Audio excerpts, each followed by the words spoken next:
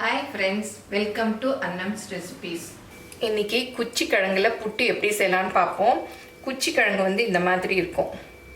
இத வந்து ஆல்வள்ளி கிழங்கு, மரவள்ளி கிழங்கு, கப்பக்கிழங்கு அப்படினு நிறைய பேர்ல சொல்லுவாங்க. இந்த கிழங்குல புட்டு எப்படி செய்யலாம் அப்படினு பாப்போம்.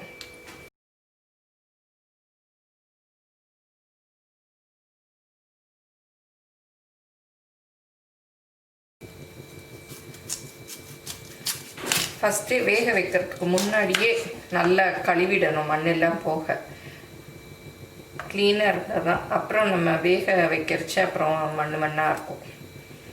இப்போ இதெல்லாம் குக்கரில் போட்டு வேக வச்சுக்கலாம்.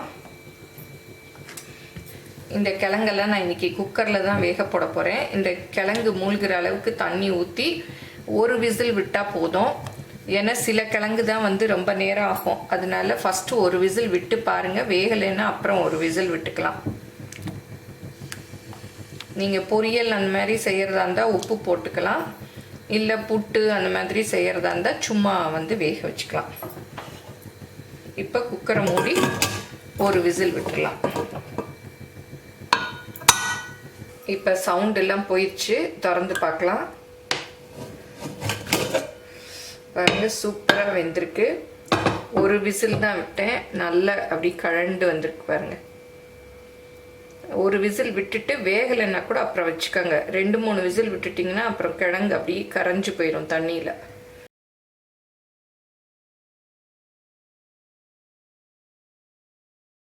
கிழங்க மற்றும் பார்த்து வேக வச்சுக்கோங்க. பாருங்கள், இப்போவே நல்லா அப்படியே தனித்தனியாக வந்துருச்சு, ரவுண்ட் ஷேப் இல்லாமல்.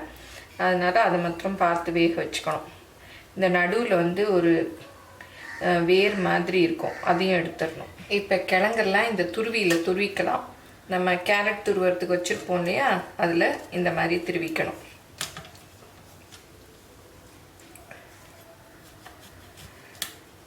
பாருங்கள், இந்த மாதிரி வரும்.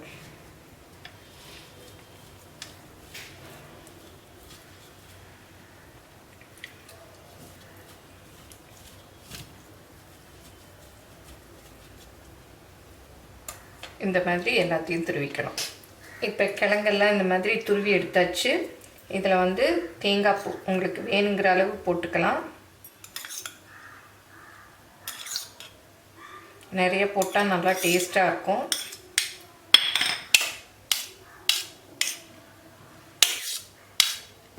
வெல்லம் வேணும்னாலும் போட்டுக்கலாம்.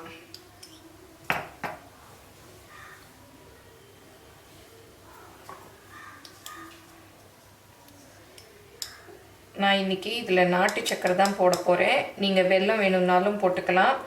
இல்லை வெள்ளை சக்கரை, ப்ரௌன் சுகர், எது வேணுமோ உங்களுக்கு எது பிடிக்குமோ அதை போட்டுக்கலாம். இது எவ்வளோ இனிப்பு உங்களுக்கு வேணுமோ அந்த அளவு போட்டுக்கலாம். நல்லா மிக்ஸ் பண்ணி விட்டுறணும்.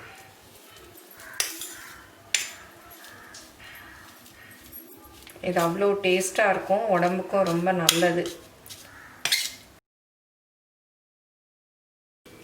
இப்போ குச்சி கிழங்கு புட்டு ரெடி ஆயிடுச்சு. இதை வந்து மார்னிங் பிரேக்ஃபாஸ்ட்டாக சாப்பிட்லாம், ரொம்ப நல்லாயிருக்கும். சர்வ் பண்ணுற நேரம் இந்த மாதிரி கொஞ்சம் தேங்காய் பூவை மேலே தூவி கொடுத்தீங்கன்னா சூப்பராக இருக்கும்.